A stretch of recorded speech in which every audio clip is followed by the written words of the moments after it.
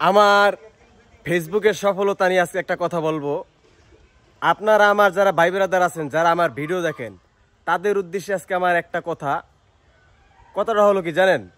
আপনারা প্রকৃত বন্ধু, প্রকৃত আপনজন চেনার চেষ্টা করবেন, নয়তো আপনারা ভাই ঠইকে যাইবেন। জীবনের কোনো না কোনো একটা সময় ঠইকে যাইবেন, ঠিক আছে?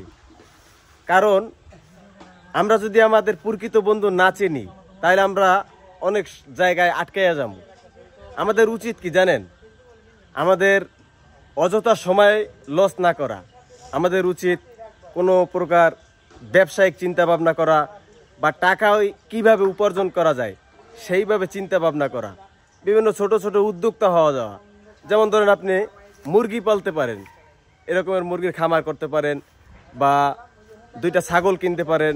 মানে যারা গ্রাম পর্যায়ে থাকেন, আবার যারা শহর পর্যায়ে থাকেন, তারা আবার ধরেন ছোট ছোট ব্যবসা লইতে পারেন অনলাইনের।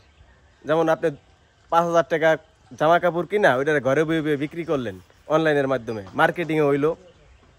এইটা হচ্ছে আমার ভাই ব্রাদারের জন্য আমার উপদেশ। আর আমার এই যে ফেসবুকে যে আমি অনেক দিন ধরে কন্টেন্ট বানাই, যারা আমাকে সাপোর্ট করেন, তাদের কাছে আমি কৃতজ্ঞ, এবং আপনাদের জন্য সবার জন্য শুভকামনা রইল। তো ভালো থাকবেন, দেখা হবে ইনশাল্লাহ। দার্শন তারেক, খোদা হাফেজ।